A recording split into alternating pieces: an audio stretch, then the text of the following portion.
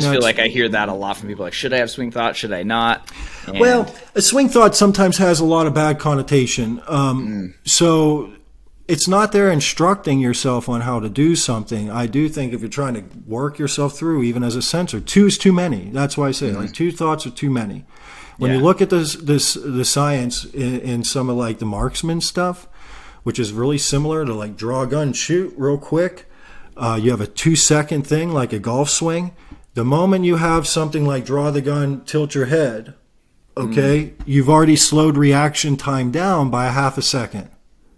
So if you have a similar process, but you're just here and you're bringing it down, you go, okay, take away, now release. Well, it's happening too fast that those 2 thoughts are going to slow down the performance by at least a half second. Timing, rhythm, everything's going to get off. Sensors don't necessarily have to have a swing thought. If you're an ST type, it tends to be something like a concrete, maybe technical task, but it doesn't have to be a technical task. If you're an SF, it might be more of a feel, like I'm going to feel my footwork or connect with my feet, or I'm going to feel the release of the club. It's more of a concrete job that, hey, when I know I'm aimed and I do this one little simple thing, that always happens. Because golf isn't reactionary. We don't have opponents attempting to block us. We have no moving targets. There is absolutely nothing to react to. So as soon as you are established as a sensor on your target line, well, if I'm here and I execute my stock thing, I can't defy physics. The ball has to result there. It doesn't matter how much I'm looking at it.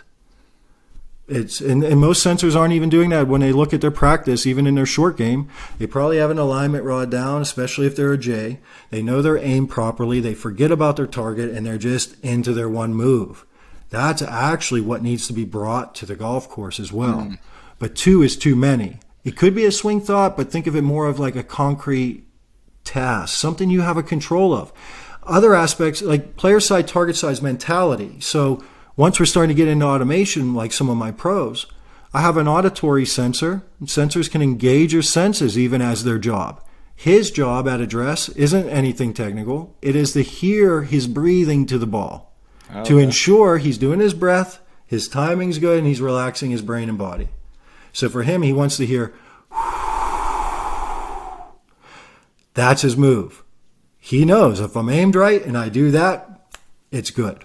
Interesting. Never thought about an auditory like that instead of just a mechanical. Or some other, it could be feeling the grip of their club, and I'm going to engage the feel. Yeah, Jordan my Spieth feet. does that weird thing with his thumb. I don't know if you've seen that right before he's hitting the ball, and it almost looks like he's moving it while he's swinging, but it's like that's his trigger. It could be a kinesthetic type of thing, but even that could be a way of engaging in the moment, staying more player-sided.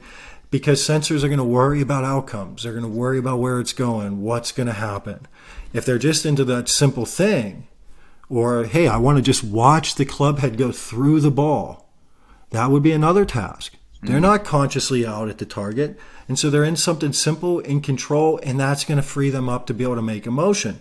However, their backup would be, hey, one concrete task. Stress would be worrying about outcomes, what's going to happen, multiple shots, or having questions at address. Same thing target side. Target side it could be a lot of different things.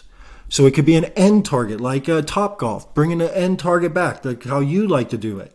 Able to see the end goal, and, hey, it's going to get there how it gets there, but it's going there.